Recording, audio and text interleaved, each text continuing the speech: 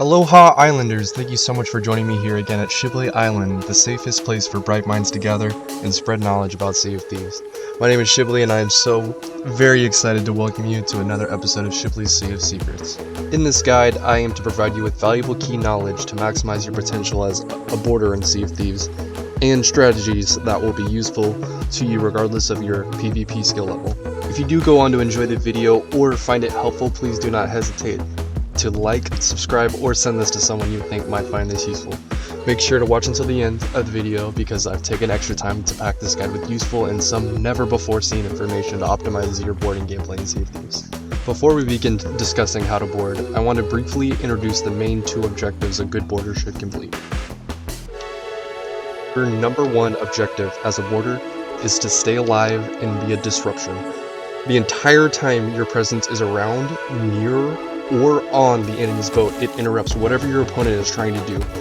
You being within the boat's vicinity forces the opponent to look for you and or guard ladders instead of bailing buckets, repairing holes, cannoning, fixing angles, etc., etc.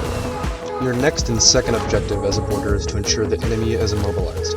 By this I mean, when you get aboard, you should be looking to anchor the boat, assuming they are not directly within being able to shoot your boat. Good opponents will understand that you are trying to anchor their boat and will likely be up near the anchor and ladders. In addition, if your opponent's mast is still up after you've chained it, you can lower their broken sails to effectively break and lower their mast, completely breaking it. Make sure that you are still playing to stay alive and be careful as your opponent can knock you off the boat with blunders and bombs. Try not to jump as the knockback effect of enemy blunders while jumping is pretty significant. Blunders have enough force to launch you off the boat, especially if you're already in midair. Don't jump. Drop anchor, drop mast, don't fall off, stay alive. If you do this, you can close the entire fight by camping it out until the opponent's ship fills with water. Or, this gives your teammate enough time to place the finishing blows. Okay, so now if you've boarded an enemy ship, you know what to do and how to survive. Here is how to board an enemy ship. If your opponent is stationary, like when you've landed chain shots on their mast or have dropped their anchor, you can use the water to your advantage, as you don't want to climb immediately and die. This allows you to switch between ladders, attack, or disrupt the enemy cannoneer, and forces the helm to focus on your presence. This makes the helm disregard repairs as you're the bigger threat, and if you control the pace here, you can punish the enemy by stalling your climb and stalling the helm at ladders. This allows whatever water pressure the enemy has to begin snowballing. The longer you delay engaging the enemy, the greater the risk your opponent takes on by blocking you at ladders. Your opponent has to manage the ship at some point, so just be patient, listen for audio cues, look through windows, the opening to board will come. These are the most important attributes to have as a good boarder in Sea of Thieves, so take your time and stay alive. Now you know what to do while near a stationary enemy boat and what to do while aboard an enemy boat. Now it's time to finally reveal the secrets behind boarding consistently in Sea of Thieves. A big misconception for newer players learning to board ships is that they need to be shot by a teammate or even deck shot onto an enemy ship in order to successfully board. This is simply not true. The deck shot in Sea of Thieves is a move used to add flair and showmanship to your gameplay. However, despite its effectiveness when done properly, it presents the risk of entirely missing the enemy's deck and landing far from a mermaid. Overshooting your enemy's boat can be incredibly detrimental, as it gives your opponent the advantage of time to use while you are struggling to recover from your deck shot attempts. It is a very tight space to shoot a cannon into, and the height of both your boat and the enemy boat are variably changing too, so it's almost impossible to replicate this indefinitely. Do this at your own risk. The method to boarding enemy ships I find that is most useful, easy, and consistent is lead the enemy boat with the cannon launch. To do this, you need to first recognize which direction the enemy boat is heading. You could do this by looking where the bow, the wooden post on the front of your ship, is pointing, and also you can reference the map table quickly during a fight to understand where the opponent is oriented in comparison to yours. If the boat is moving quickly at full mast, then you'll want to launch yourself at a large distance in front of the enemy boat, because they can quickly fly by you at full speed. If your opponent is at half mast, which is usually the case for hourglass fights, then you don't want to give yourself so much space between the enemy boat and yourself, as they are moving slower, and at half mast they can adjust their direction more effectively on the fly, which is not the case when your opponent is moving at full speed. Your opponent can hear the unique noise of a player launch and will likely be looking for you ahead of their boat. If they see a mermaid far ahead or see you land in front of them, they can easily change course, making you miss entirely. A very easy and effective way to slow your momentum in closer situations to match your opponent's speed, or if your opponent's ship is immobile, is to aim your cannon lower and shoot yourself into the waves, as you can use the water as drag to stop your momentum, making a super quick cannon shot land exactly where it's supposed to. If your opponent is moving slow, then aim your cannon low. Okay, so these tips should get you aboard most ships within Sea of Thieves. However, good players are usually paying attention to boarding attempts, and oftentimes carry blunderbombs while using the blunderbuss in their loadout. So a good player is listening for the cannon launch. They're watching for mermaid, locating, and listening for players swimming in water, listening for ladder grab and the splash sound it makes, and they guard ladder with their blunders. With the aforementioned tips, it is very easy to grab ladder, which for most crews basically means that you can board them, as they are not keen on the indicators mentioned just before. For players that understand how to guard ladder, it can feel impossible to climb through their guard. It is not.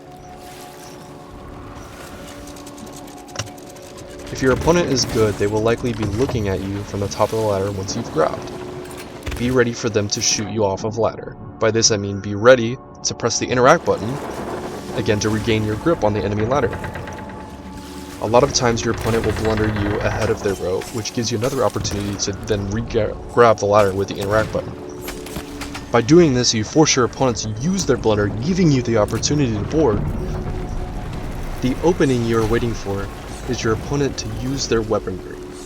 You want to try to move up and down the ladder to fake your opponent into thinking you are climbing, and bait them into using a shot that they need to knock you off of their ladder. Being a boarder, it's all about being elusive and less about being good at PvP. If you've mastered the fundamentals, you should be ready for my next set of advanced tips I have to offer you. I have a few extra useful tips to give you that likely you won't find being talked about anywhere else. Let's say you've boarded a ship with no holes in it currently. You can't sink the ship, right? Wrong. There are multiple ways to put holes in a ship that you can bring with you to the enemy ship, or you can find while aboard. Sinking a ship by boarding without prior damaging the ship with cannons in Sea of Thieves is known as evil mode. This forbidden technique allows you to sink ships without using any cannons.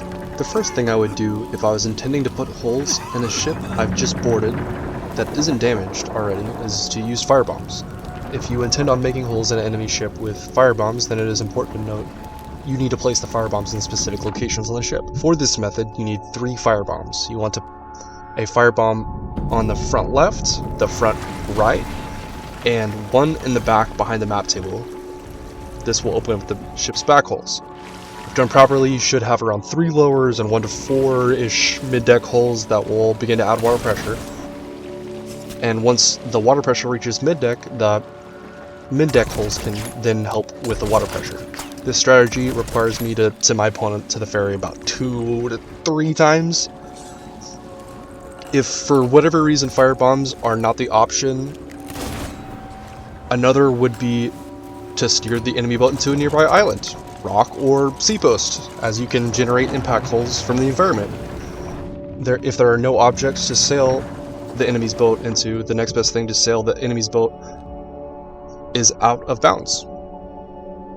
This will immediately scuttle the enemy boat and you will win the match. If you're not within an hourglass match, and you do not have the option to sink your boat with firebombs, cannons, or impact with environment, your last resort is using burnt food. Specifically, fruit or worms, as if you cook meat, it will take too long to burn. It'll take like 90 seconds or something like that. You can burn fruit in 10 seconds on the stove, and shortly after it will cause fire that causes similar holes to the lower hull of a sloop when thrown a firebomb at it. You can place 2 bananas on the stove and sink your opponent to a banana. Upon returning from the ferry, most people would struggle from unraveling this method because it's so unorthodox. Removing food from the stove forces them to specifically look at a stove for the same amount of time that it takes to load a cannonball. And they have to do this because they have the constant threat of fire burning their ship. It's easier to put out a regular fire that you've spread with firebombs because it's not regenerative.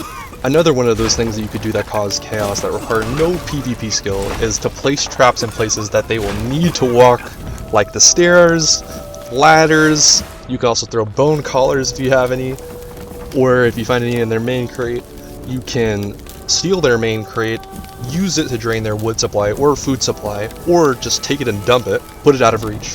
Eat all of your opponent's food by spam eating it in their hole and camping out in their hole. You can fully turn your opponent's wheel so they spiral and don't go out of reach if somehow they raise their anchor. This makes it harder for them to turn the wheel back to a reasonable angle. These advanced tricks can make your opponent's lives miserable without requiring exceptional combat skills. Focus on strategy and you'll become a true pest as a border in Sea of Thieves. I'm currently working on a guide to help improve your current PvP gameplay, but for now, this foundation will help you thrive. Thank you for joining me here at Shibly Island for another episode of Shibly's Sea of Secrets. Safe travels and take care.